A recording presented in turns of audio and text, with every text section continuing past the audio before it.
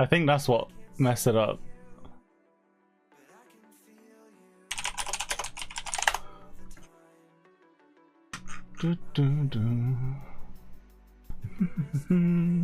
Let me just check on. Test. You guys hear me? Cool. Sounds like you can hear me, at least on my end when I loop it back around. Awesome. Sorry about that. I think when I hit recording and live stream at the same time, like I heard a click and I didn't realize what it was, and it was on my other sound card, just like my Focusrite dying. So kind of embarrassing there, but yeah. So now we're actually live. Welcome. We're gonna do a 2-track deep dive today. First track is going to be New Horizons. It's like one of my most popular songs, and then after that we'll be going into like a new tune that's not released yet, and yeah, kind of going into those. Let me turn the music down a tiny bit. No, it's actually fine. Not see, just here. You should be able to see now. All right, so is there a way to make the comments auto scroll? Because I have to keep scrolling down, which is kind of annoying. On Facebook. So, yeah, I mean, let's just start off with like talking a bit.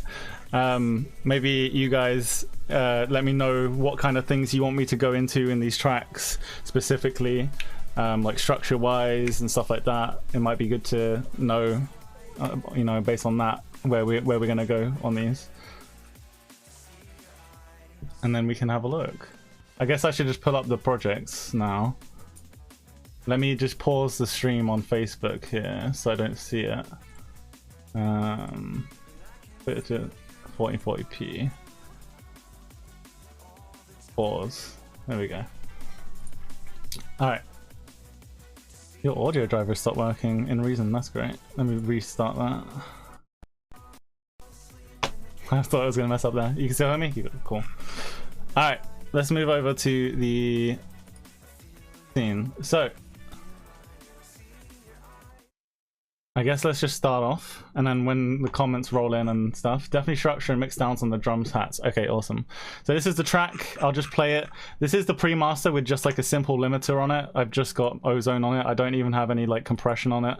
It's just limiting it just for the purposes of the example. But I'll play through it a bit, and then we'll kind of dive into stuff after we kind of listen through it, because a lot of you probably haven't heard this before, and just to kind of give a bit more of a kind of understanding where, like, what parts we want to dive into. It also let you guys say in the comments like what you want me to kind of pinpoint on you know, like if there's certain specific things. So let's have a little listen here.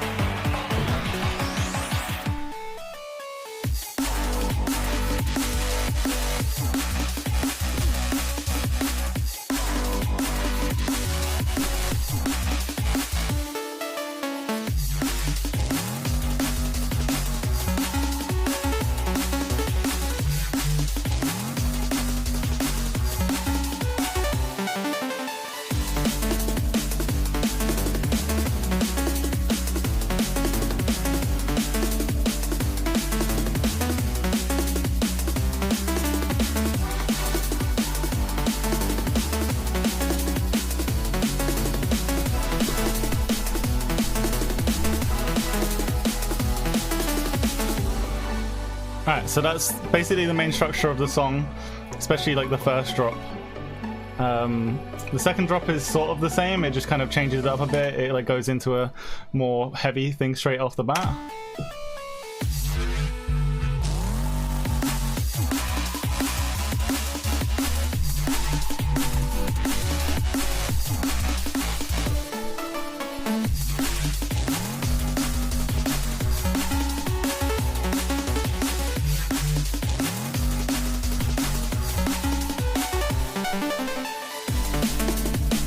So there we go.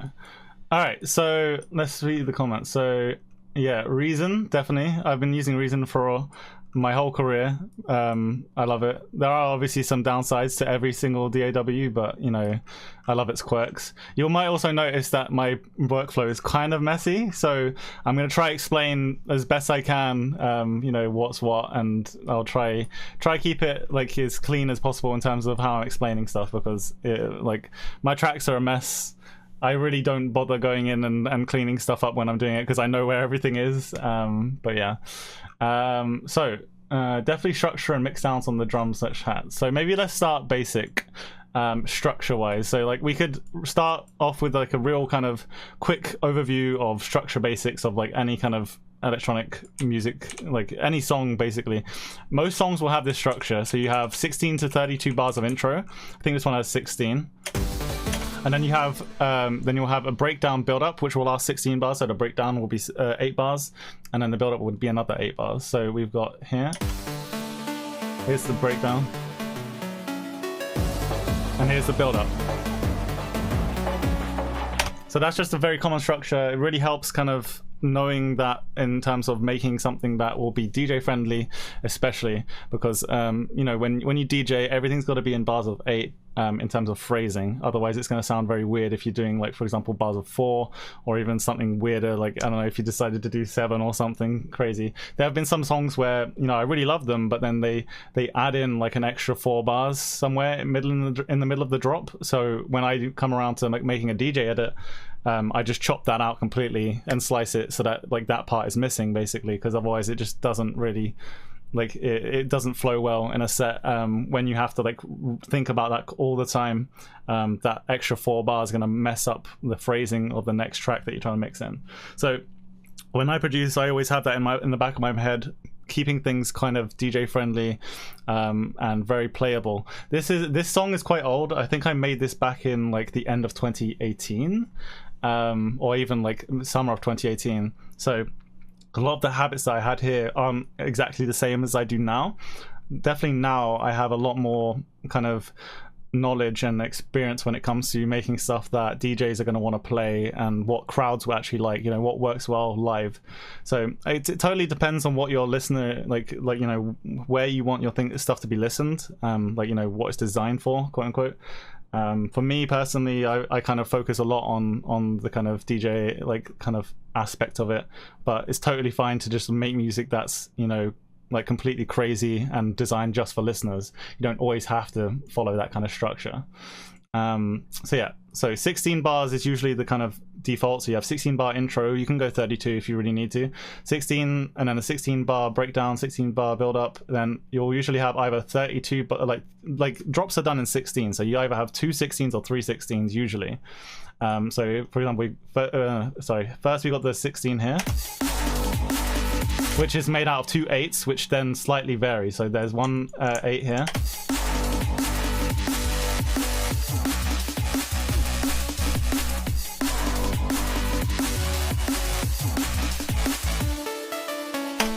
And then the next 8 starts. And it's sort of the same, but it's just a variation on it. And if you listen to a lot of my newer stuff as well, you'll definitely hear this, especially like in isolation. If we listen to that real quick, you'll hear that kind of structure very clearly in the drops there. So you've got the first 8 here.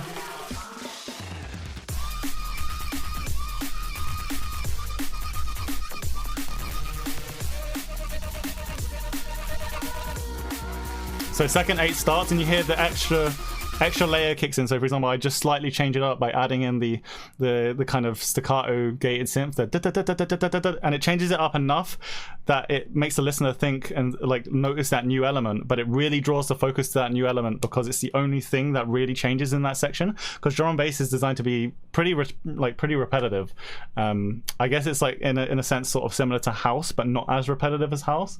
It's sort of like in that middle ground where, you know, repetition is key, especially if you want something that's going to work well in a set on a dance floor, but you also, you know, you got to keep it fresh as well, not have it just like, you know, too repetitive. But I mean, repetition works well in any kind of electronic music genre. So the new element that comes in,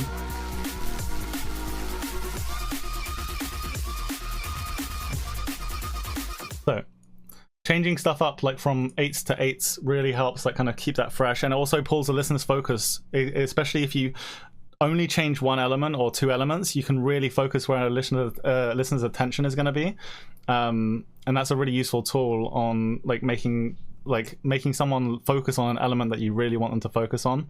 If you just change that one single thing, then we've got like the other 16 here,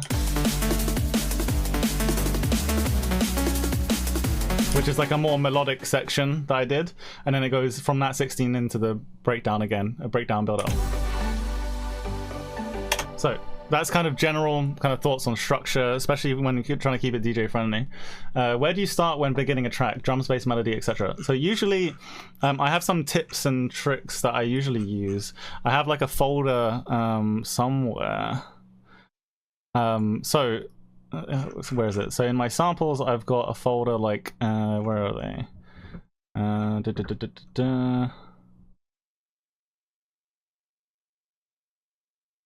I haven't used it in a while because it varies from like thing to like kind of song to song, you know. So let me just quickly find these. Oh, here we go. Sample Magic. So there's some really cool stuff in these Sample Magic packs that if we have a look at the WAVs and we have a look at these things called inspiration loops. Where are they? Or was it these ones? No, was it? It might be the indie chill one. Yeah. Or the ambient and chill. But yeah, there's some, like, you can get some kind of, here we go, inspiration loops. So if we have a look in here, they have like these kind of, I guess you could say like they're kind of like a nucleus of a song where it's just like a really kind of, they have their own like little loop ideas that they have. And you can pick apart like any part of these ideas. So they have, for example, a bunch of samples here. That's like the full thing. And here are like the individual elements. So something like this can be a really cool like starting point of like an actual full idea, like, and it's just enough where you can like chop it up. You like, especially like the really like kind of ambient stuff, you can put it into like a granular sampler. You can mess around with it, like something like this. Like that can be a whole like nucleus for a song. Like if you're starting from like a intro idea. That's a really useful tip, especially just for getting stuff out really quickly. Another thing is like, you know, it depends on the tune completely. Like sometimes I will just start with the basses in the drop, like do the drums first. If I can find the drums, they should be bussed somewhere. So drum bus, here we go, drum master bus. Where's that? It should be over here somewhere. Where's my drum master? See how messy my project. There we go. So here's my master drum bus. So sometimes I'll just start with the drums.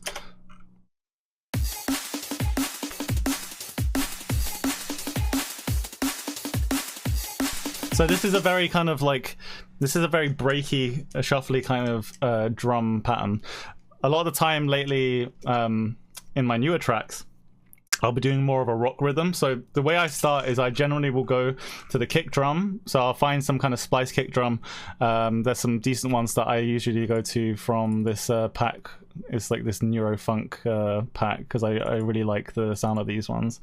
But make your music stand out, get more views, and way more engagement. Bring your music to life. Get Music Visualizer in every format, even for social media. Get started today. The link is in the description. Sometimes I'll use I've got a synth called Kick 2, and I've got addictive drums, which is like a drum sound, like a natural sounding drum kit, and then I'll layer in and like make my own kick drum or something like that. So kick, let's see. So like for example, some of these kicks. So I'll put in a kick and a snare. I'll go get addictive drums, so this, and I'll, you know, whack this open, and I'll do some kind of hat pattern. And then I'll just have my basic drum groove from that, because these sound quite natural. I like having natural sounding hats and cymbals because it really adds that kind of rocky kind of feel that I like, because my whole background in music is from rock, so it just lets me get a quite nice kind of background. So if I get rid of these addictive drums here, you hear it's not really carried by anything now. Let me just strip things down. So if I get rid of some of the breakbeats and stuff as well, I want to do it in a way that I'm going to remember what what I've muted and what I haven't, because these are, I'm not actually using these, so I'll just delete them. Let me read some more. Have you used lethal? I have not. What is that? Hey Raymar, yeah, reason. Alright, so I start with bass, then go to chords and create melodies out of the chords. I don't know if that's a better tactic to start with. I mean, honestly, there is no right or wrong way. It's whatever works best for you. I've just found that, like, for my structure and like my speed, especially nowadays when I'm actually pretty fast at did I just delete one of the ones that I actually am using? I don't know if I did. So for my workflow, if I'm stuck, that's what I'll go with. There's other things, like there's some really cool VSTs from Output called Arcade, which is basically the same thing. Like you have like the subscription, it's like the splice stuff where you can download, or like you can basically like have a look at a load of like loops and stuff that they've got on a keyboard, and you can press each note and it has a different sample on it. I don't actually have a subscription to it at the moment, so I can't really show that, but let's see, undo. Yeah, I'm just, there we go. So let's have a look. Do you use white noise in the background of some tracks? It depends. That's like, you know, that's a very common trick, but it totally depends on like the energy of the song and if you need it. The only time I will add noise in the track is if, for example, if I have a crash layer. So let's go have a look at my crash layer. I don't know if I did it in this song. If not, I'll do it and I'll show it in the next one, because the next song's got a lot of a way better mix down. So this is just hats. So let's see if I actually high pass these properly, because this is probably before I started actually high passing things actually like very well. So in my newer productions, I'd actually high pass a hat way higher, something like this, because you don't need any of that mid range at all. It's all kind of useless information that's going to get lost in the song anyway. Also, I just realized that my camera is like mirrored. Let me just flip that, because it will make better flow sense. Transform, flip, horizontal. There we go. Yay, fixed. So I would actually like high pass more like this, because you don't need any of that information, especially for crashes as well. There's a lot of kind of muddy information like in this kind of low mid range that you don't necessarily need. So I definitely recommend doing that. Let's see. Lethal Audio. It's a sample-based VST that works in the like a synthesizer in a way. Okay. I don't really like get too many new VSTs, just because I've got pretty much everything I need. And I don't like having too many options. I feel like having too many options, you get like a bit of a like paralysis, like choice paralysis, if you know what that is. Like having too many options, you don't know what to pick, so you like it's harder to pick. Whereas if you have fewer options, you have to be more creative with what you got, and then sometimes it can like lead, for me personally, just to be more creative with it. Yeah, I should just turn off my Steam. All right.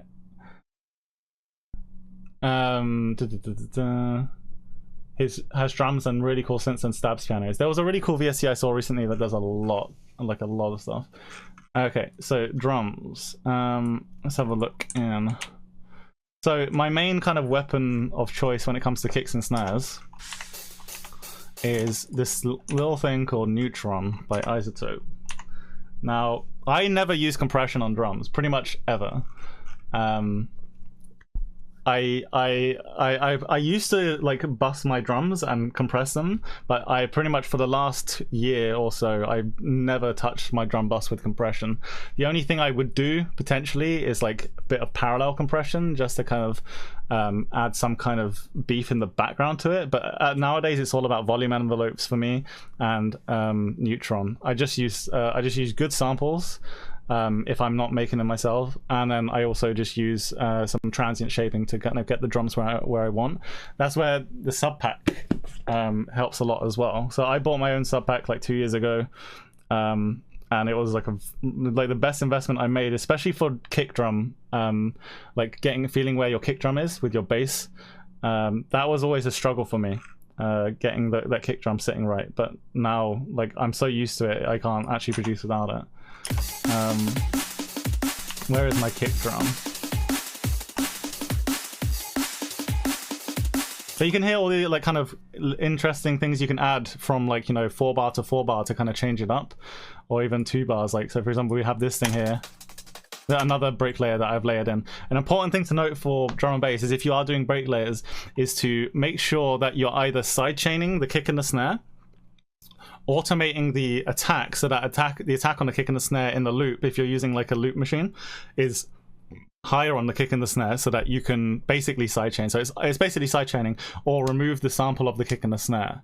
Because if you don't do that, what it can lend to is the drum sounding kind of flabby, and they're fighting for the space where you've got the sampled kick and sampled snare sitting on top of the breakbeat layer, and they're going to fight for the space. So for example, if you listen to this breakbeat layer, it's quite chopped down. It's just basically hats and a bit of like a shuffle. And I think I've got some sidechain going on here. Let's have a listen to another break layer. I've got another one here that's muted. This one, it's just a snare. So it's literally just a snare from the break layer. So I'm building my own breakbeat basically. So if I put both of these break layers together, it's all about having that cleanliness, I guess is the words for it, in the drums with drum and bass. And then if I layer on the addictive drums here for the hats,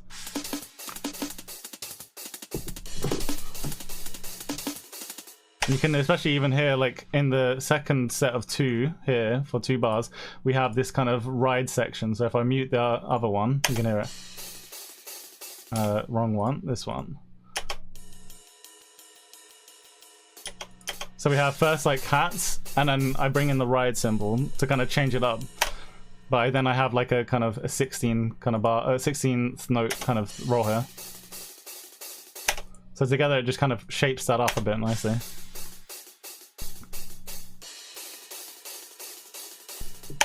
Another important thing especially for drum and bass, because of the way that the history of drum and bass is and just how it's been built up over time, is, you know, the way that drum breaks worked was they had obviously things like aim and break and think break, and they sampled it and then they pitched it up, which shortened it and made it a lot faster. And when you shorten something and make it a lot faster, the amount of time you have for the sample gets a lot shorter. So you generally have a shorter transient, shorter body, and shorter tail. And that means everything in drum and bass is usually very, very quick, as opposed to, like, you know, dubstep, where you have a snare that's like woof, like really long body to it.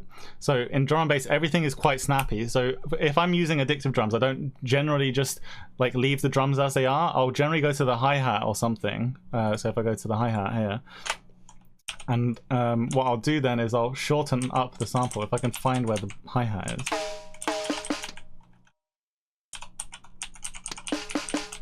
It's probably up at top there. Okay, here we go. So what I'll generally do with the hi-hats is I will, on certain tracks when I want them to be really tight, is I'll put a volume envelope and I'll shorten up the release and the body here. So as opposed to this, it's just a bit tighter, especially when you have like compression layered on top of that. Like any kind of like aggressive compression after that will really bring that out, and it will really kind of make the transient sound kind of flabby. So it helps kind of clean that up. And in the mix, that's going to really help like a lot when you tighten those things up. I also do that usually on break layers. I don't know if I did it on this one because it's like a year or like a year and a half old mix. But what I'll generally do is I'll go to like a breakbeat layer if I'm layering something, and I'll add in, for example, I'll add in a, where is it? Neutron. So either neutron 3 or 2, doesn't really matter. Actually, I'll just do the transient shaper itself, not the whole thing. And then what I'll do is I'll listen to the break layer, and I'll solo out certain frequencies, like for example the highs and the mids, and I'll bring the sustains down on the mids. You hear how that like really changes like the character of it? So you can go really crazy with it, or you can, like, you know, kind of have it. Here we go. So here's without anything on the mids. Here's it with it really tightened up. And then you can maybe play with the attack as well if you need to. So that's if it really needs it, because sometimes break layers are very kind of washy, and they've got a lot going on because they're like live recorded drums. So that can really help kind of tighten things up if you don't want to like kind of go in and slice each individual element, because you can technically go in and like go down onto the audio level and then get a razor tool and just like kind of slice every kind of sample and then add a fade in like this, you know, to make it tighter.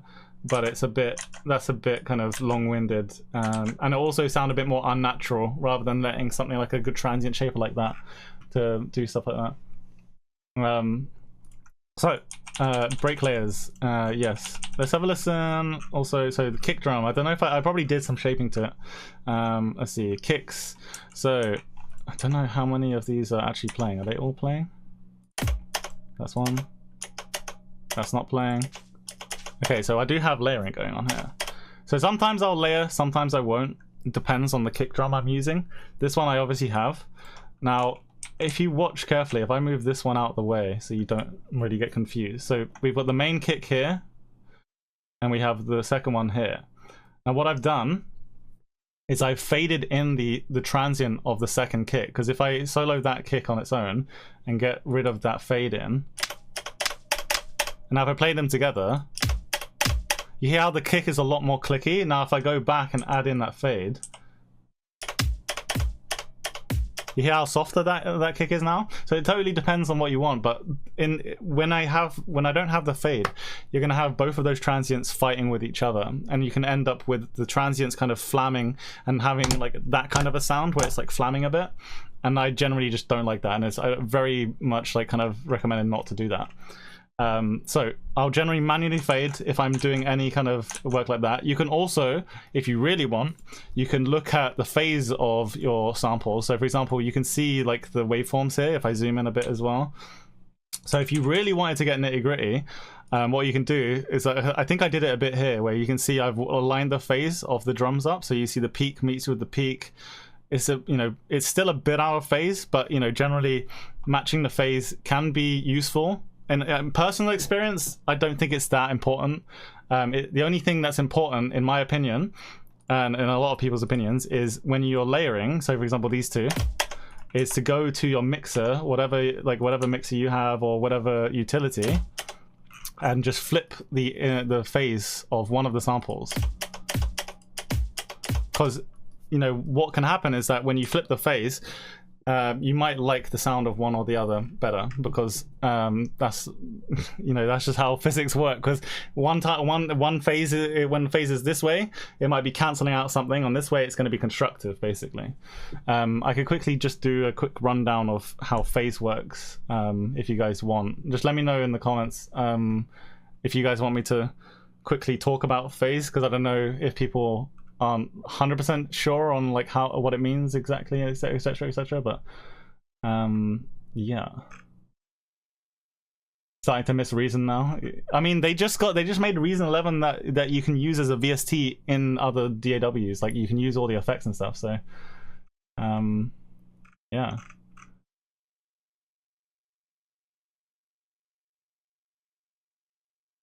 Okay, let's just do a quick rundown of phase. Because I mean, this is a lesson anyway. So just a quick run through so that everyone's on the same page. So if we've got like an XY axis here, ignore my crude drawing, then if we have, for example, a sine wave, let's say, so this is one phase. So you go plus to +1, and then down to 0, and then -1, and then back to 0. So this is just the same, like a pure sine wave. Now if you have another sine wave and you layer that with exactly the same phase, so phases are talked about in degrees usually. So on a circular axis, you'll have it looking like this. So you'll have a circle, and then you'll have the phase start. You'll go like this, like that. Now 90-degree phase means it's about here, so it means this whole quadrant right here. Then 180-degree phase means here, and you've got 270, 360. So you get the kind of point. That's why it's set in degrees for radians. Now, if we go back to our little graph, if we have 0-degree phase on another sine wave, if I can draw this as close to perfect as I can with my mouse, this is a 0-degree phase alignment with another sine wave. So what's going to happen here is you're going to get a resultant wave that's about 2 dB louder, because I think the math works out so that when you double something in phase, it goes up by 2 dB. So there you go. You're going to get a resultant wave like that, and that's what it's going to look like on a spectrogram. Now, if you start offsetting the second wave, so let's do a 180-degree offset. So it would technically start here. So the other half of the wave, if you were doing it over time, would be there. Now the resultant is going to be 0 because you're meeting a peak with a trough and a trough with a peak here. So they're going to cancel out completely. Now if you start going a bit in between, so for example like 90-degree phase, the wave's going to start here. You're going to look like that. So you're going to get some kind of weird resultant waves where, for example, here they're kind of meeting. So it's going to be about here. Here you're going to have a point here. You're going to have a point here, sort of. I'm just like guesstimating here. So you're going to get some kind of weird resultant wave. I'm just going to draw what it will kind of look like. So the red wave would go back here. Have a look. So it would look something like, it would just look something a bit like, you know, something like that, like not as squiggly. That's basically what you're going to do. So you're going to end up with some modulation in the wave and some phasing.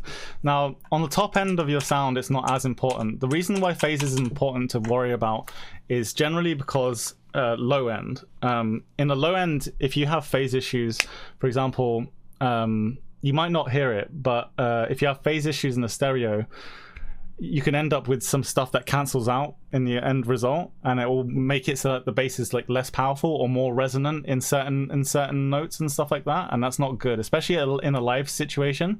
If you have like phase problems in the low end, what often can happen is that your bass will drop out like on, like, you know, maybe like an F or something, and it will just sound really weird and weak compared to another song that's being played. So the best way to check for it, for example, or let me just run back a bit. So this kind of leads into the whole how stereo works, I guess, in terms of why it's important. So if you have two tracks, so you've got your left ear sine wave and your right ear sine wave, these two tracks are going to be played, one's in the left, one's in the right. Now stereo occurs when one of these tracks is different. It can be slightly different or wildly different. That's what stereo is a difference in the left and right information. Now the problem with this is that to get something, you know, width sounds cool, but to get stuff sounding wide, usually it has to be different. That's why if you get a guitar and you just duplicate the guitar, like if, for example, I just like open up a new project real quick. If you get the guitar and you duplicate it, let's just go like here, find some kind of guitar. All right, so if we listen to this and we duplicate this, so if we have one and we just put it on the left channel, it's gonna sound stupid, but you know, bear with it. I'll just whack these up all the way. Now if I have the other one right side, you know, you would think that this would sound very wide because you're panning left and right, but in reality this is just dead mono still. Now if I start offsetting one with like a, for example, just like a delay or something, so if I go ahead and get just like a simple delay, and what I'll do is I'll have the imager up as well, so you can see the width here on the side. So you see that's dead mono. So if I have one soloed, you see that's completely left channel, this one's completely right channel. Anything in these quadrants is going to be completely out of phase. So this means out of phase, this means in phase. So we're still in phase right now. And then if we go ahead and just put a delay on this, and I set these to milliseconds, put this down to 1 millisecond, put the feedback down so it's only one copy of it, and there we go. Now if we listen, oh, why did that jump back? There we go. So now you can hear, and you can even see it's starting to lean right a bit. Now if I start pushing this is the Haas effect basically. So now it sounds really stereo,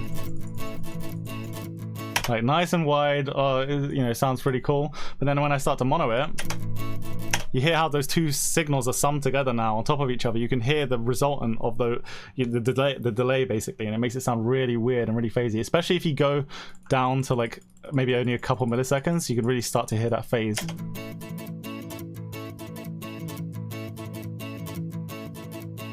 Now it's way more apparent with like kind of simple stuff like saw waves, sine waves and stuff when you can really hear that phase issue. Now the issue with this is that if you have like, for example, stereo information on the low end, when you sum that together, it's just going to end up cancelling like some parts out and boosting some parts, and you need that consistency on the low end. So if you look at any kind of modern like electronic song, you'll see that the consistency in the low end is key for power. You'll have the sub bass hitting a constant level throughout the entire track or the entire drop, and that's also matched with the kick. Like the kick drum and the sub have to be sitting at a certain constant level the entire way, otherwise you're going to end up with that energy variance, which is not good. So it's always good, for example, another tip is when you finish a song is to get like an imager like this and solo the low end and listen to the low end for the entire track to hear any volume differences, and even like open up something like Spam and look at where it's balanced, like where it's sort of hitting, and you can see one thing you can do, like, or you can start doing, is download Spam. This is a free plugin, probably one of the best plugins you'll ever download. And once you've got this, just learn what things look like on Spam. Just any kind of track that you like or know, just whack it in. Especially learn your settings, because I have different settings than most people. I have like a different slope level on Spam. If I remember how to do it, there we go. So my slope is actually set to 2.3. I think default is like 4 point something, but the way that the slope works then is it goes up a bit. I like to have everything at 2.3, which means generally the slope's going to be flat, so I know where everything's sitting. Like when I make a song, I know that my sub should be sitting around this range. I know that my mid should kind of sit around here, and so should the highs. The highs will usually go up a bit, but yeah. So learn your tools, learn your visual tools. Don't be afraid of using visual tools. You know, you'll have a lot of experts saying trust your ears, and yes, while you should be trusting your ears for a lot of things, using tools like this are invaluable to kind of knowing what is right and what is wrong at a glance, like a really fast glance. This also has helped me like use my sub pack as well, because if for example, if you had a sub pack without a visual aid, it's very easy to like overcompensate and undercompensate your sub, because the sub pack is really loud, and then you might be thinking, oh, the sub is too loud. But no, having a visual tool that's constant between each track that you're making allows you to make those quick snappy decisions of the sub should be right here, the thing should be right here. And once you learn these tools, for example, like if I just whack on a limiter like Ozone, I know exactly how hard I should be driving a song on my pre-master so that I'm working into the limiter, because that's a very, like, I guess taboo thing. A lot of people say, oh no, don't work into a limiter. Like, fuck that. I always work into limiters, and like so do a lot of people that I know. Like Muzzy works into limiters, a bunch of people.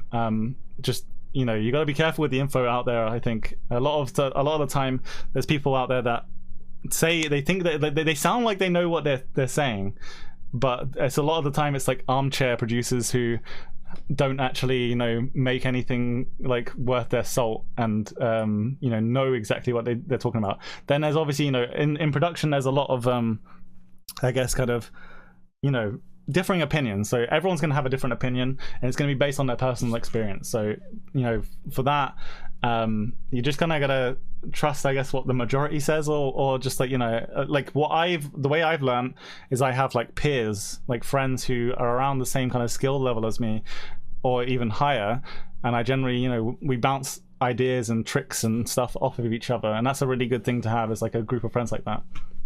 So I get back off this tangent. Quick question: when I mono my subs, I usually set Ozone Imager to -100, but it seems to make the sub quieter. Should I be doing this? Okay, so the reason that it's making your sub quieter is because doing this is basically the same as just doing this. So the way that that works is, for example, when you're doing that, what you're doing is you're basically moving one wave on top of another. So if your waves are offset like this and you move one top of the other, you're going to get cancellation and like phase problems due to that. The way that you should be cleaning up your sub, if you have width on the sub, if you're listening to your song and you've got, for example, issues like this, what you should be doing is getting an EQ, like Pro Q or something, whacking it on, let me do this, and then so I put it before the imager, and getting a side EQ, so this, and then put it onto side, and just rolling off the sides around like maybe 200 hertz, 250, and then there, once you start doing this, maybe like at 24 dB roll off, you see that the low end is starting to get a lot cleaner now, and that's how you should be monoing your subs. You don't really want to be like, yeah, if you're just whacking this width knob down, literally all you're doing is beating the amps that to the punchline, I guess. Let me explain that. I guess I'm kind of like stumbling over my words a bit, but most systems, when it's a sub bass, like a sub pack or a sub in a club system, is going to be mono, because that's just how it is. You don't really want stereo sub. Now, what will happen is in an amplifier, you'll have these crossover points. So for example, you'll have a point like down here, like, you know, around 100 and just a bit above, where that information will be sent out of the amplifier into the sub, and then it's going to be mono as it goes into the sub itself. So if you've got a signal that's mono at that point, and when it goes into amplifier, it doesn't have to sum the left and right channel together, potentially causing those phase issues. Whereas if you don't clean up that low end and it goes into the amp and goes through that crossover point, and what the amp is going to have to do is going to sum those channels to mono, and you're potentially going to get those phase issues when it goes through the amp. That's why you want to generally clean it up on the signal of like the pre-master, or like, you know, on an individual track level. Otherwise that's going to happen. You're basically, like I said, if you just slap the width knob on these things down on the low end, you're basically beating the amplifier to the job of summing it to mono. So you're just basically introducing the phase issues earlier in the chain, rather than it being at the amplifier. But that's why it's good to check, because you can't really necessarily hear these things, especially when it's not summed. So it's always good to check those things. Forgive me, but how do you side EQ? So it depends on the EQ you've got. For example, on Pro Q, all I did was I just like whacked on an EQ here, and then I go down here, and you can change what type it is. So you can go left, you can just EQ the left, the right, stereo, mid, or sides, and then I just click side. You can scroll on this bit to change the slope. I generally like, you know, 1824, that would be like good enough. You can also change it from zero latency to natural linear phase. I don't really like linear phase, because there's a thing called pre-ringing that linear phase modes generally add to songs where sounds where the low end will whoosh in a tiny bit before the mids and tops. Natural phase sounds pretty good. Honestly, I've never really had issues with zero latency. It's not really that important, I'd say. So any EQ will have a mid-side setting on like the specific things you do. My throat is getting very hoarse. All right, let me read up on some comments real quick. I should close this off now, just because, I mean, I'll go back to the song.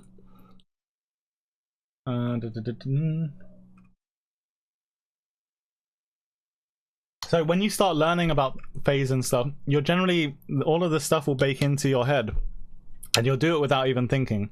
You'll just make sounds that are inherently like mono on the low end and are clean. So for example, my rule of thumb when it comes to like basses is like the lows from here to around like maybe 200-300 hertz will be like pretty much center. And then above 300, it can start getting wider, and then obviously you want probably a lot of width in the high end. So it's like a cone kind of shape, like it goes up. That's my general kind of rule of thumb of width in a bass line. So let's have a look at my kick drum real quick as well after this. How long are we into this session? 47 minutes left, so kind of halfway. I'll move on to the other track in a second, because it's got better mix down on it, and I'll be able to show stuff better. Have you ever thought about using Ableton? I mean, I've always had thoughts of like trying some of the DAWs, but I mean, I'm pretty used to Reason now, and also I've got a good relationship with Reason Studios, so I don't really need to. Linear phase is great for avoiding phasing at the crossover points when frequency splitting for multiband. Yeah, that's true. I just generally, I've never really had too much issue with phasing on crossover points from mid like multiband processing. It could just be luck, but it's never really been too much of an issue for me, honestly. Alright, so kicks real quick, because this is quite important, because I think the way that the power in music, in electronic music, comes from your kick drum, your snare drum, and the bass. Those are the three like main elements. If you have a weak kick, weak snare, or a weak bass, any of those three, your song is probably going to fall flat and not sound very strong. Those are the three kind of pillars that I like to keep very like kind of, they're the most prominent usually, and they have to be the strongest. everything else, you know, you can like get away with like them not being as strong, but that's where the main power comes from, especially the kick and the snare. That's why from my experience in production, the center of the track, like the dead center between left and right, is where all the power sits on your basses and your kick and snare. That's why the fundamentals of those, so like the lowest part of the noise should generally be mono, because if you have it wide, generally I found that will make it lack some power, due to, especially if you're listening on a mono source. So for example, like a phone, speakers that have mono on them, or even like in a car, your audio is going to mix in the air because you're usually directly in between two speakers at a perfect distance apart, so you've got air travel time, so the signal is going to be a bit more mono there, especially like in a kitchen, like someone's listening on a pair of hi-fi speakers that are quite close together, so the audio is going to mix in the air, they're going to go together, and it's going to turn to mono in the air. So that's why kind of mono compatibility is very good. It also can, so for example, if you're listening to your track and you're producing it, just whacking on mono mode, listening to it for a while, and then, you know, trying to fix issues in mono and then going back to stereo and flipping back and forth can really help. But once you get to a certain point in production, you're not going to really need to do that as much. You're gonna pick up habits that will allow you to just do it without thinking. Just like how I said, like once you start thinking about like the low end, you're gonna not have to worry about it like so consciously anymore, and it will just come naturally. So with the kick drum, let's see, so I think I did some shaping, I'm not sure. Let me just open the right things here. It's been a while since I've opened this, so no, kicks don't have any processing. This one, I don't think this one does, but there must be, no, I think these ones are quite raw, so sometimes you don't even need to like do any kind of real processing to these. That's with the 2 layers on. Let's have a look at something else, maybe the bass line.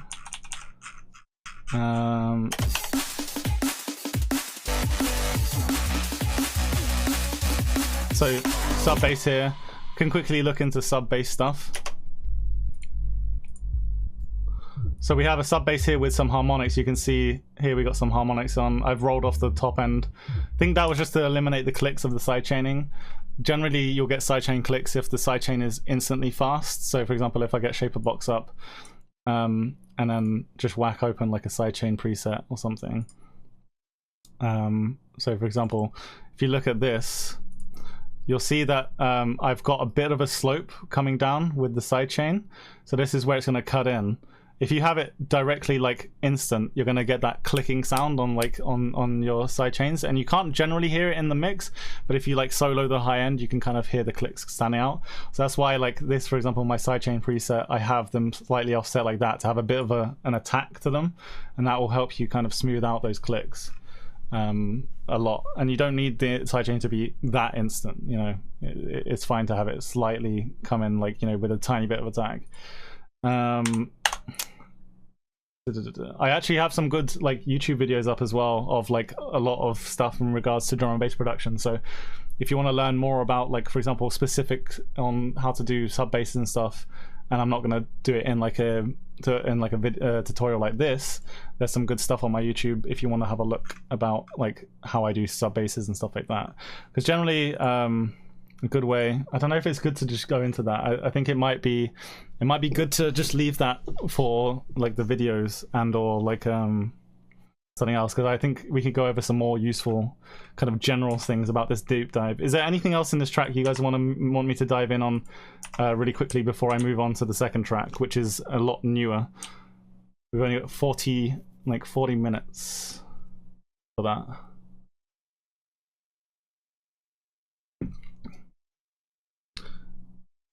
Would it be a good idea to like use like 2 milliseconds look ahead if you're using a compressor to sidechain? I guess the look ahead is useful.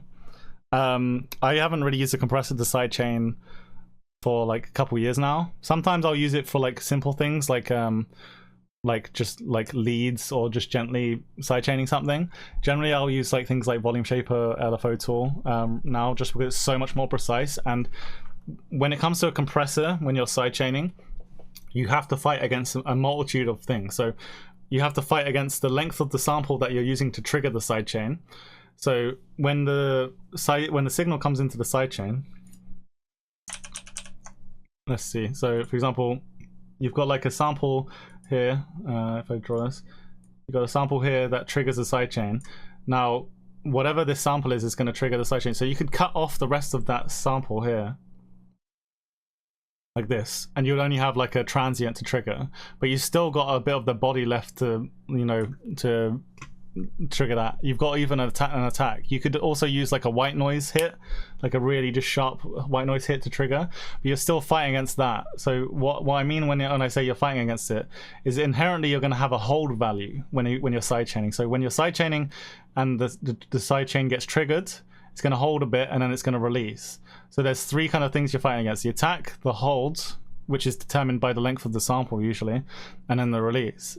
And then the release is also affected by the length of the hold, and like the amount of time after the sample has triggered it, where it's like, you know, underneath the threshold. So it's really kind of annoying to work with sidechain compression with a compressor because of those factors where you're just like trying to fight against itself. Whereas with, you know, with a visual sidechainer, you get to exactly control even like the curve, like how exponential it curves, etc., like something like that. For example, if I go open one of my sidechains here, just so for example, if I go open this, so for drum and bass, what I'll do is I'll have the kick drum, which notches out a lot more. It holds for a lot more of the note because the kick drum needs more room, and the snare is just a very quick transient dip, and then it curves more up like this. You see, like it's more like straight back up. Whereas the kick drum, you can see it kind of holds for a bit and then goes up again.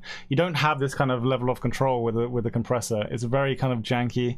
It's a good quick solution just to whack it on, because, you know, for example, especially if you have like Reason here, you've got the mixer where you can just like use the sidechain compressors here, like the compressor strip.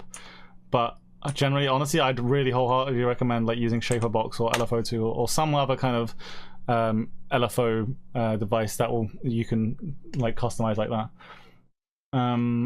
If you have some time, can you talk a little about the arrangement? Struggling with my DnB sound, too repetitive. What preset and ozone do you slap on the master? I don't really have a preset. Generally what I'll do, I think I'll open up the other track and I'll go to that and I'll explain via that. So give me a sec. Let me open it up. So I don't master myself. Most of my stuff now is mastered by Muzzy. He pretty much masters the same as I do, but I like having a second pair of ears on my tracks, and also he's a bit better at doing it than I am. So I trust his ear when it comes to, like, my ears are getting fatigued at the end. I don't know exactly what I want to change in the master. Like, I get my mixes as good as I can, because you can't fix you can't really fix a bad mix down. You can kind of do some magic, but, you know, it's really hard to fix really glaring issues. But yeah, in terms of my own self masters for playing out, I'll either just do some kind of parallel compression in ozone. So I'll just parallel compress like the lows, the mids, the highs, and then I'll dial it into taste, and then I'll push it into the limiter. I'll generally go as fast as I can, or like pretty fast, so that I'm not getting too much pumping, and then I'll just kind of dial it in so that it's, you know, hitting that sort of average loudness. Nothing too crazy. It's just, you know, you don't really have to worry too much. Once you start getting your mix downs clean, it's really easy to drive them loud. Like, most of the kind of mastering is done inside the mix down. You know, all the kind of bus compression and leveling, everything is done in the mix down stage. So the master technically is just a limiter and maybe a bit of compression, maybe some harmonic excitement, maybe a bit of an EQ on top, to kind of balance things out. That's it. Alright, so the new song opened up. Let me close this one. Okay. So, oh, wait a second. It's just because I closed the other one, so Reason's having a bit of a hiccup, but it should be good. Right, so this one is a special case because it's going to have a vocal in it. Let me just open up this. So this is a much more modern mix, or more like up to date. So I'm gonna know exactly what to say here, rather than the other one where, like, you know, I had to kind of remember on the spot what I've done. But let's just go straight to like where the drop is.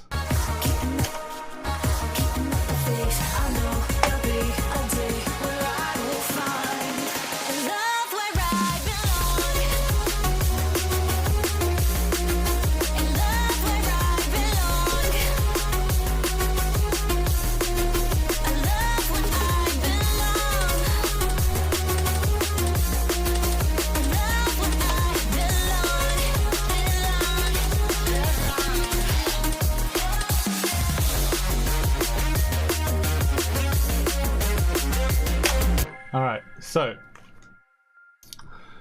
if we look into this, so for example, what should we dive into first here? Because I don't want to like be like a broken record and talk about the same things over and over, but I want to know what you guys want me to go in on this. Because at the end of the day, it's what you guys want to learn. There's so many kind of options we can go on, so I'd rather have you guys like tell me where we want to lead this. Vocals could be something cool to go on. What's the name of this track? I don't know if I can say yet. I think I'll be announcing it like tomorrow anyway, so.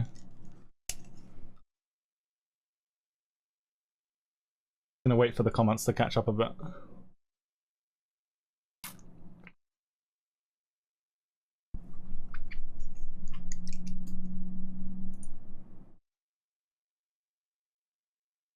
Vocals. So it's 1 for vocals.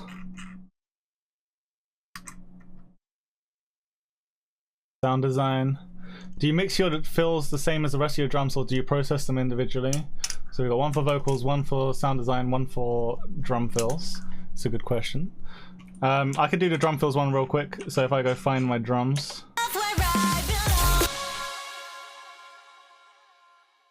So this isn't the master, this is like a pre-master with a limiter slapped on top.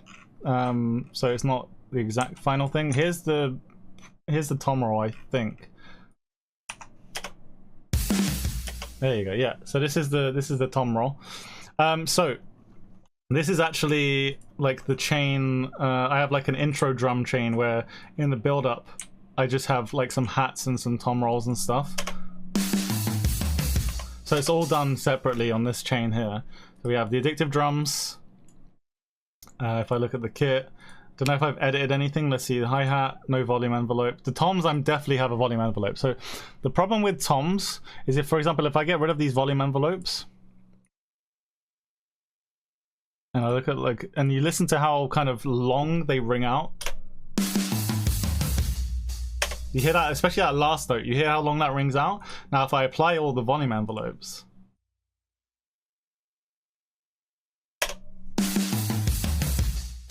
you hear how much tighter that sounds? It's just a lot cleaner.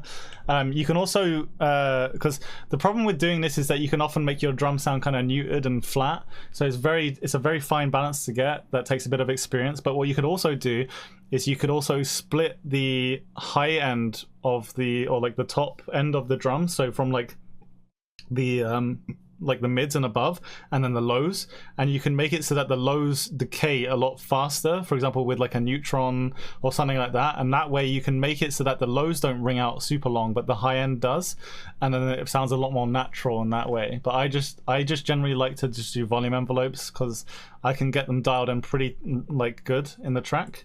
If we listen to the drop difference, for example the tom rolls, another trick I like to do is on a drop is I'll have the tom roll happen and then I'll mute the whole channel as the drop hits, because otherwise you'll get this like ringing mid-range on the drop that really masks a lot of basses and stuff, and it's really nasty. So if we listen to the drop here, I think I've actually done that on this.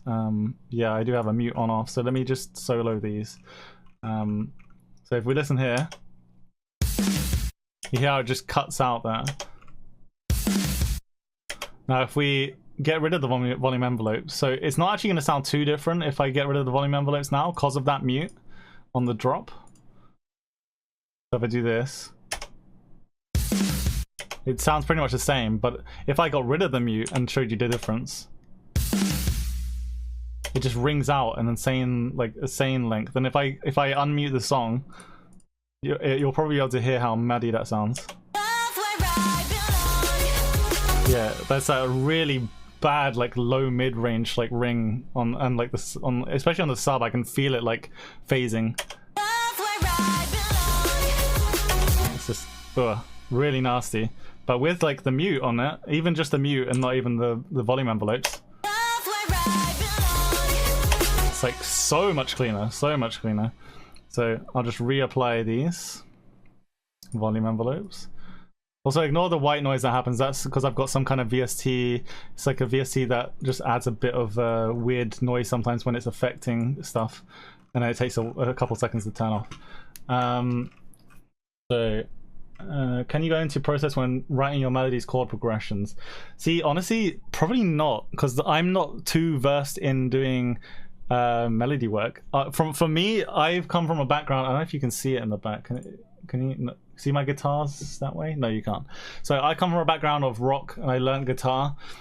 Everything I do is just off of like intuition and what I've learned from listening to music. So I'm not too insanely well versed on stuff like chord theory, melodies. I can give tips on how to, for example, write catchy stuff, because it's actually not insanely hard. Like in terms of like there is a kind of science behind it, I guess, that I could say.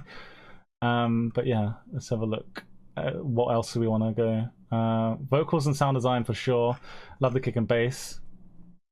Those toms sound super fat. What's the signal chain you're running through again? I saw a compressor and sausage fattener. Yeah, so the signal chain is, so it's addictive drums going through gain reduction, which is a very, very aggressive compressor, like extremely aggressive.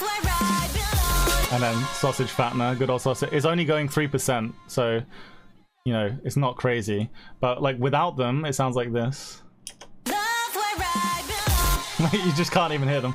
I also have a send reverb, so Valhalla Room, which I've then cut the lows off, or like pretty much all the mids out, as you can see here. It's just the top end basically, because Valhalla Room, while I love it, it's a bit annoying because it doesn't have a low cut feature. You have like the bass multiplier here, which basically if you turn that all the way down, or that'll make it so that the bass fades out quickly, but you can't really cut the lows. Unless I'm being really stupid and there is some kind of hidden feature. Yeah, I love EQs that have EQs. I love reverbs that have EQs built in. But what I've done here is I've routed the sound into here, sent it into the reverb as a send, then into the Pro Q, and then back as the return. And then that way I can EQ the reverb. So yeah, so that's the signal chain. It's just addictive drums, gain reduction. So that's what the drums sound like without gain reduction. And I think the gain reduction is mixed or not? No, I think it's 100%. Yeah, it's 100%. It's just got the slay knob is turned down a bit and the gain knob is whacked way up. So listen to what it does to this. So if I go now, like just gain reduction, this plugin is magic. I tell you, it is crazy. Especially if you put this after a reverb. So if I go ahead and whack a reverb on here, and I just even put it like 12%. Listen to how much the gain reduction is going to pull the reverb out. So without gain reduction, and then with gain reduction. Listen to the reverb tail after that. It's just, yeah, gain reduction is a must buy, honestly. Love it. Then sausage fattener just adds a bit more compression as well, some grit. Yeah, that's the signal chain for the toms. It works really well. Really clean. And then I think I might have EQ'd it a bit. Yeah, I took some of the low mids out, added a bit of high end. There we go. So that's the tom chain. All right, vocals. Let's just cover vocals really quick.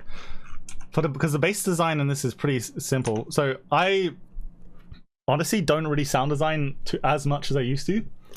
I will do sound design sessions like separately from like my production sessions, but I'm not really too scared to like dive in, find a patch that I like, and then like warp it into something that I like. For example, I think this one was just like a pack from Urban Dub. It was just like a bass that I used for the low end here. No, that's a lead layer actually.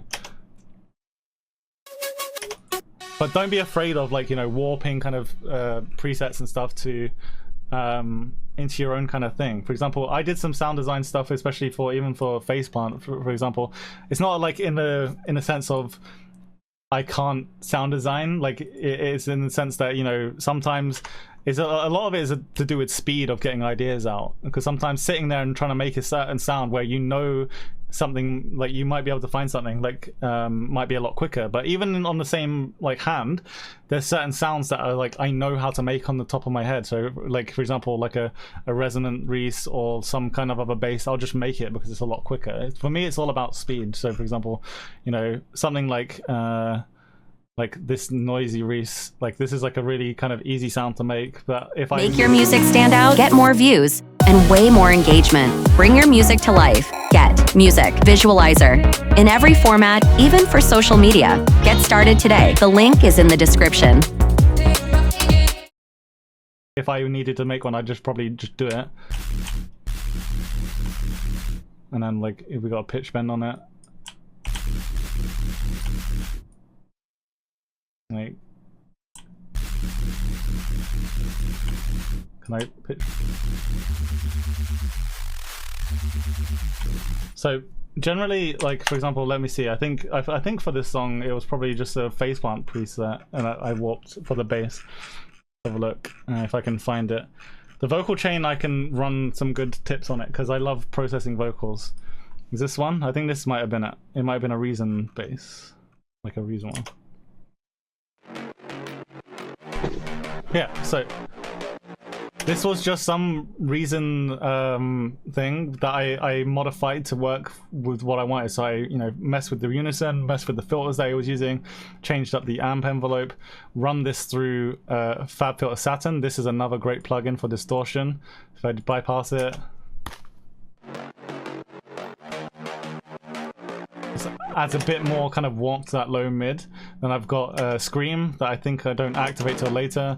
This thing is an Audiomatic, so this is like a default thing in Reason, which is basically Instagram for audio. It has a bunch of different filters that you can tweak and dial in. So without it, if I bring the dry wet up, it's just a nice phaser. Sausage fattener, gain reduction again. I think this is dry wet. Nope, it's just straight on. Sometimes I like mixing the dry wet because I don't like to completely slam something, but as long as you're playing with the slate and the gain knobs on gain reduction, you should get some good results. But yeah, sausage fattener, just a bit, like 9%, not much, zero color, and then some EQ. So this is when I actually bought Pro Q3, so I have both Pro Q2 and 3 on. There's a low end cut to let for the sub through, and then I did a side cut slightly higher up just to get rid of some of the side information because it was bothering me on the lows. And then I have another EQ here. I mean, this EQ is pretty redundant when I have this one on top where I've got this going on. Honestly, I don't know why I have that. Like sometimes when you're producing, you'll do things like you'll leave for example, like a low end dip, and then you'll put like a high cut on, and then you forget to take something off. So like sometimes that'll happen. So this bass is pretty simple here. I think this is one of two. Yeah. So then there's the sub bass here.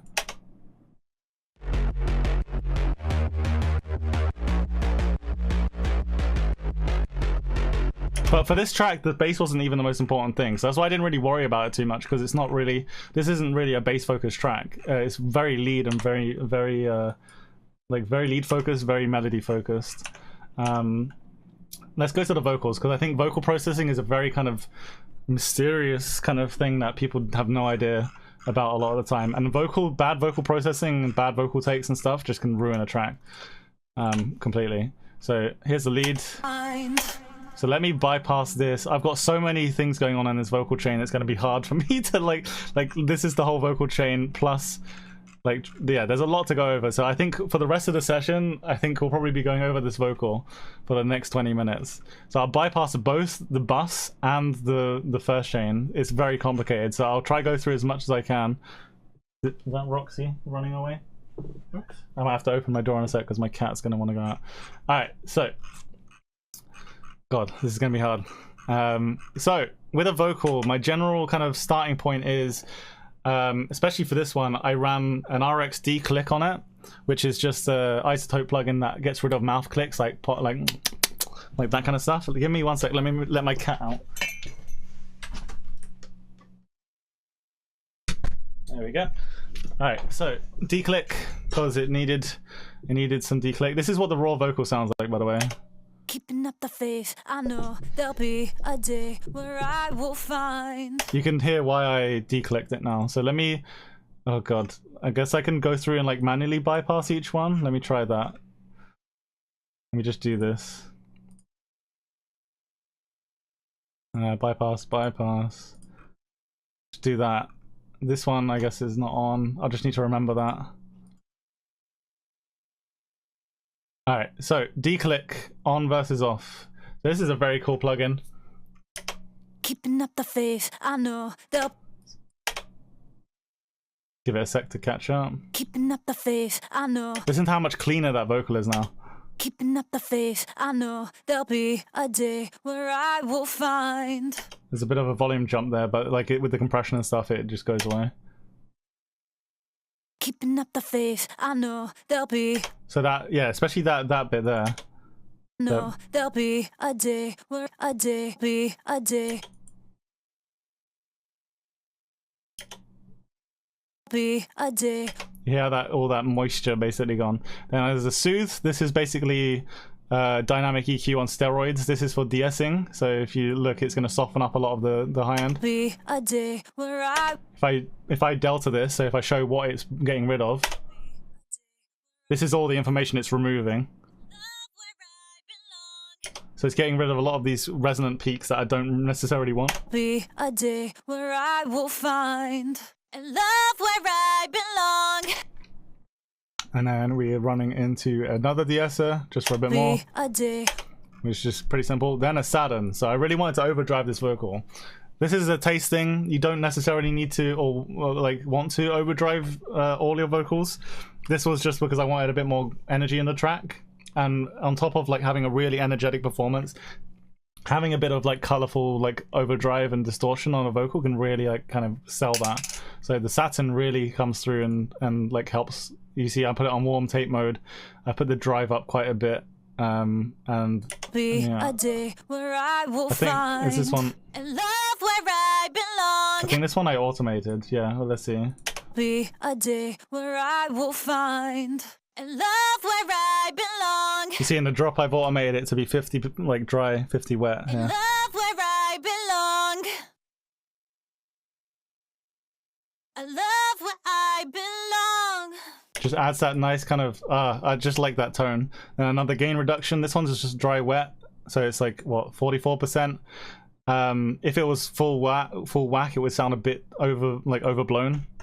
Keeping up the faith, I know there'll be a day that's where full on. I will find just not nice. And love where I belong. But dialed back, it adds enough fatness to the vocal where it's like, you know, not too crazy. Where I belong. And then running it through some Audiomatics. This is just for some color. So I think this one's a creative effect actually at the end of the phrase, I think, here. I belong. And then we've got another. I belong. It's like a nice little futzbox radio effect. Got a portal here. This one is this one was for the outro, I'm pretty sure. This effect is crazy.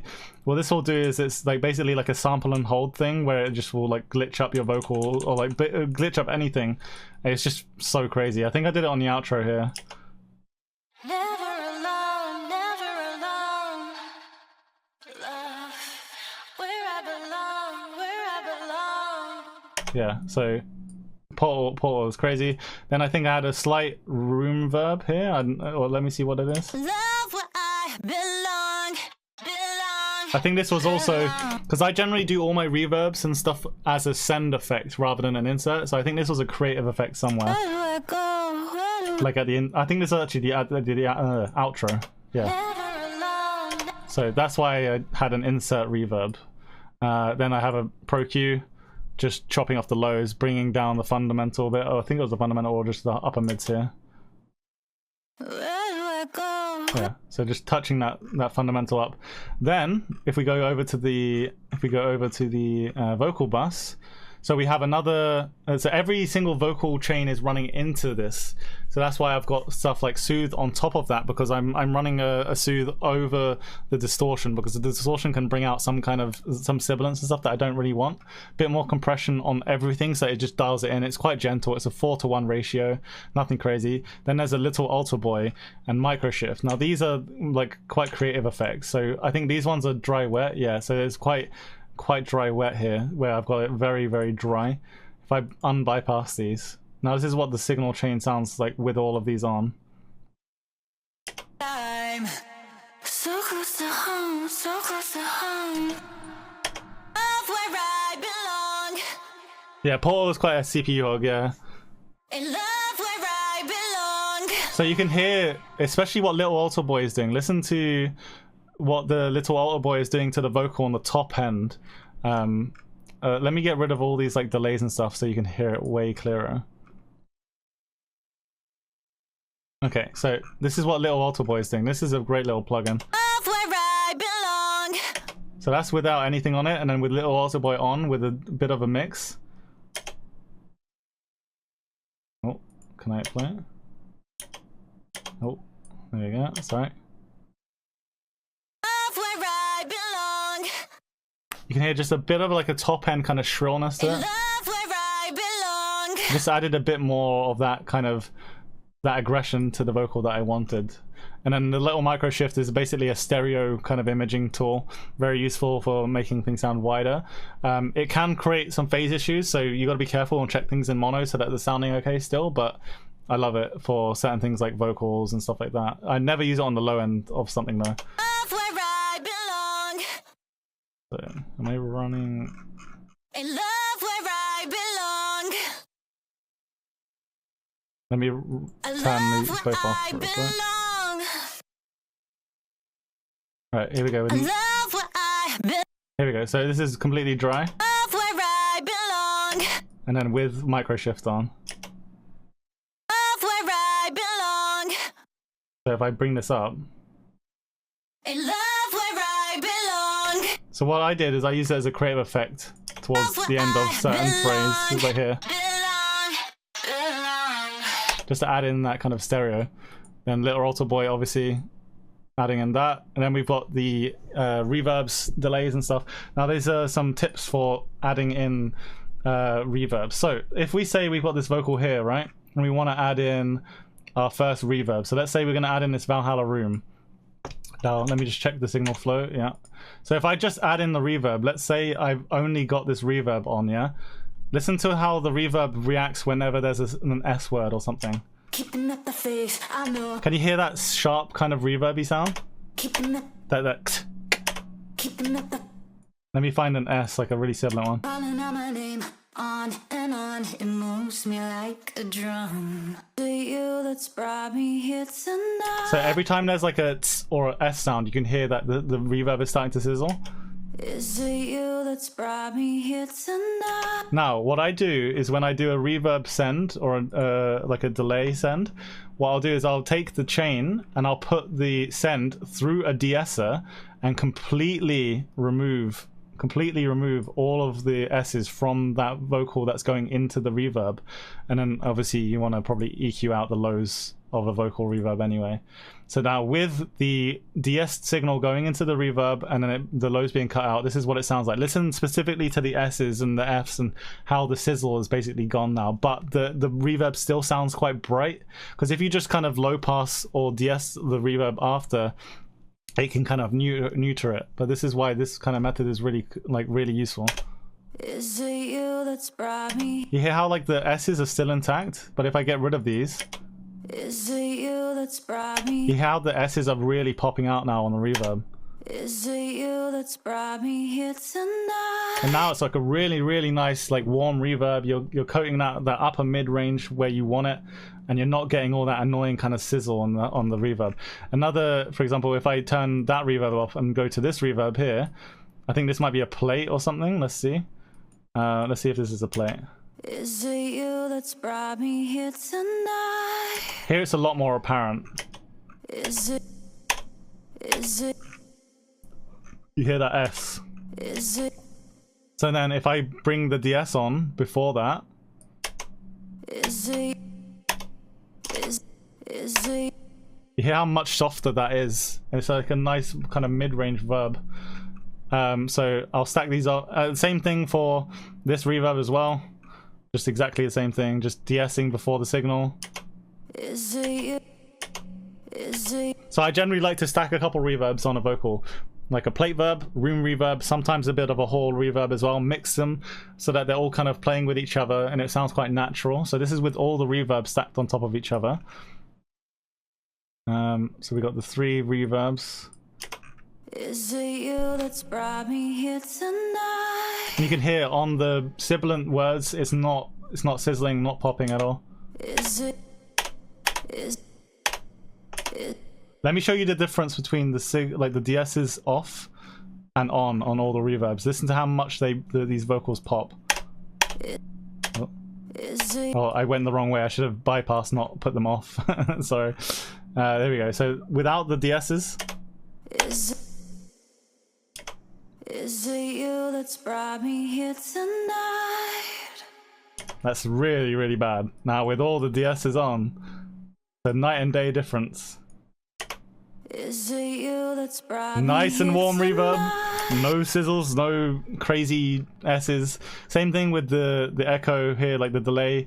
Just not as much of a reduction, because otherwise the bounced words are going to be like lisping, and you're not going to have any S's in them. So this is with all like the reverbs, all of the delays on, or like the delay. Is it you that's brought me here tonight? So you can hear I've got like a nice kind of, it's almost like a ping I pong, can hear you somehow. like a nice little ping pong there. On and on, The it moves me like You can hear a drum. the micro shift going on, the little auto boy, like the thing that like makes it sound like there's a layer on top. Keeping up the faith, I know there'll be a day where I will find and love where I belong.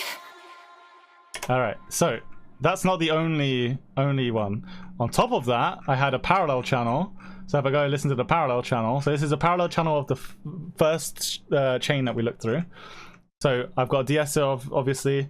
You got to be careful when you're DSing not to stack too many, because otherwise then you're going to really mute stuff. I just like to gently DS stuff, and like, you know, my projects get kind of messy, so I just like, you know, do that. But yeah, so then this parallel channel is literally just a ping pong delay. Don't know where it starts. Oh yeah.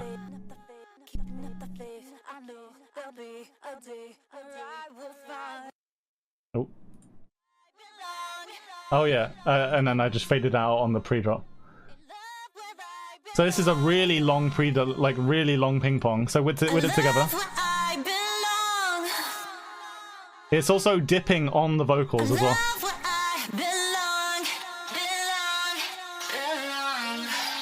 So on delays, you can usually have like a ducking value, which will allow the vocal to duck out when the signal's being pushed in. It's basically a self sidechain, which is really useful. Now, another layer to add even more on was a vocoder. So if we go have a look on the third layer, so we have the first parallel, second parallel, here's the vocoder. So I guess like in this part here, this is also running into the vocal bus. So I'm getting all of the same reverbs and delays and everything.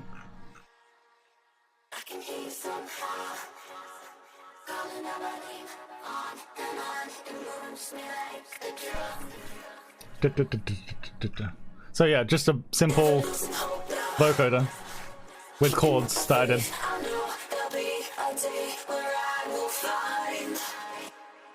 Mute it on the pre-drop so that it doesn't cut, like you can hear the mute happening.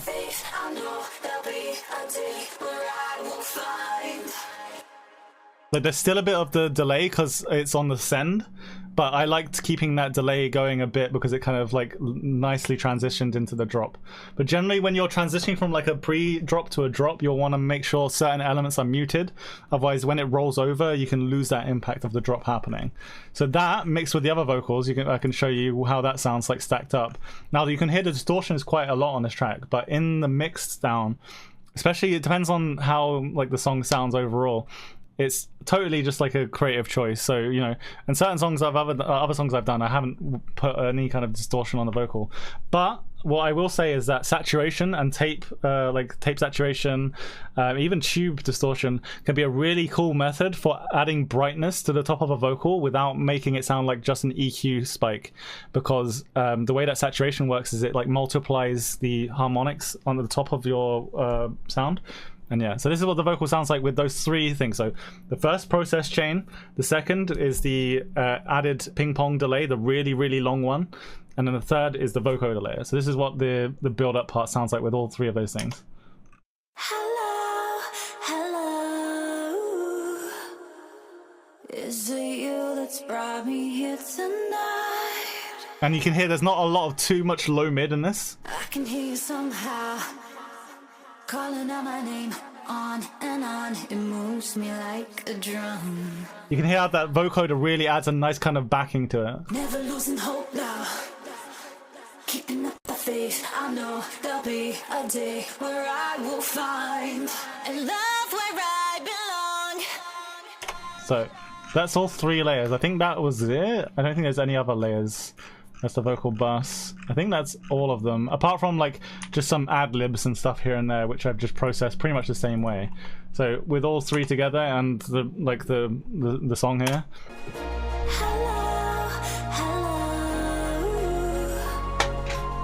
Is it you that's brought me here tonight? You can hear, you can't really hear the vocoded vocals too well, like clearly.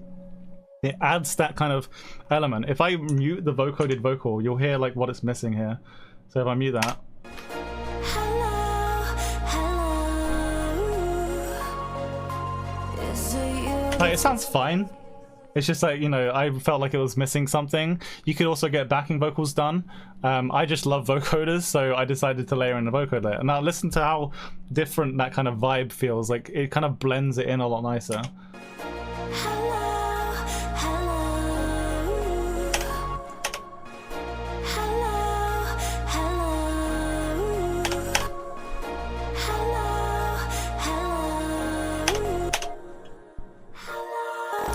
Let me mute the other bits.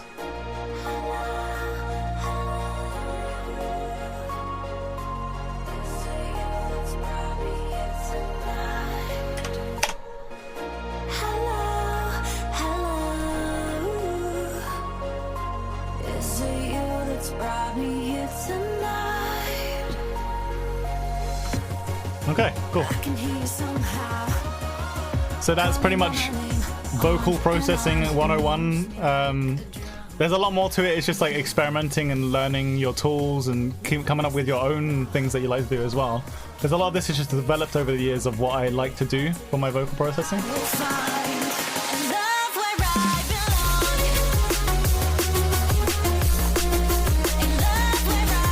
So another thing is like leads, for example, are a whole other beast. Like trying to get them sounding big, really standing out in the mix, like punching you, especially live.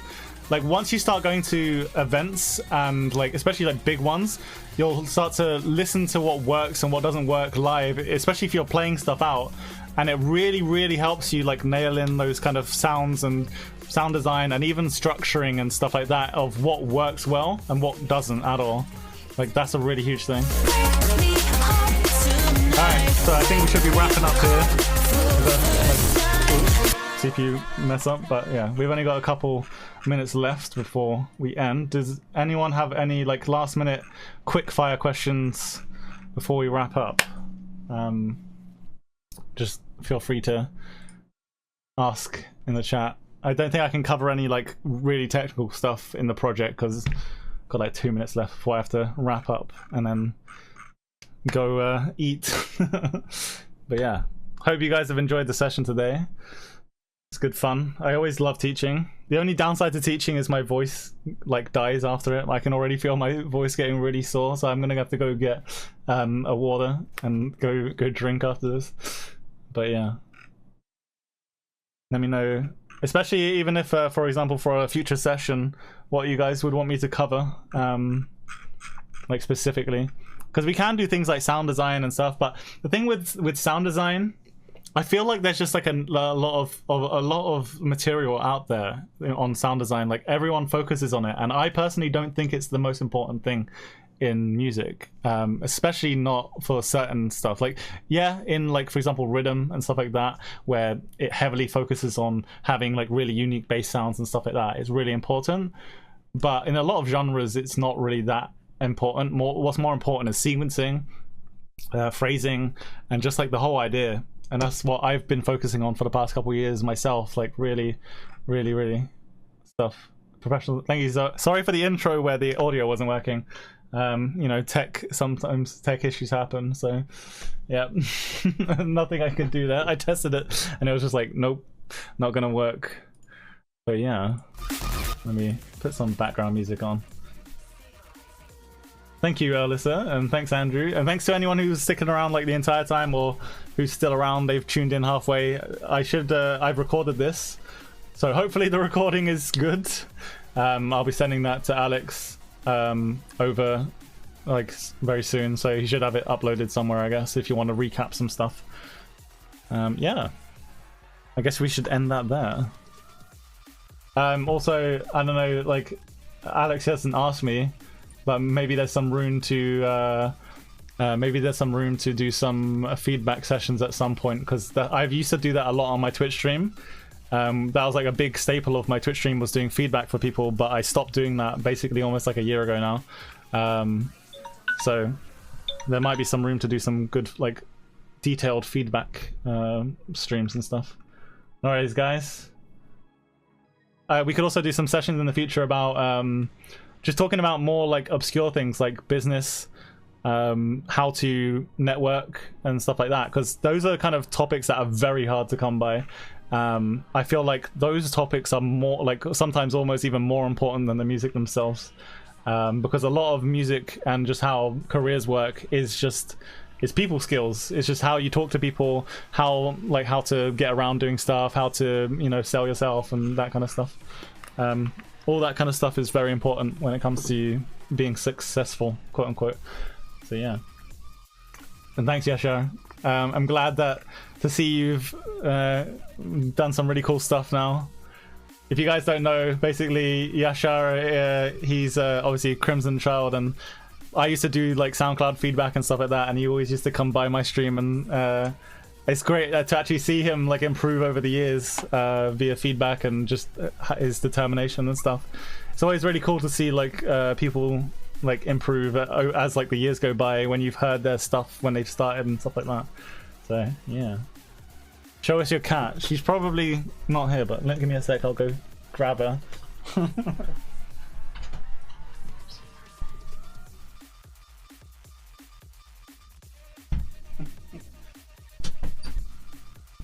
She was sleeping at the back of the stream. Here she is, Roxy.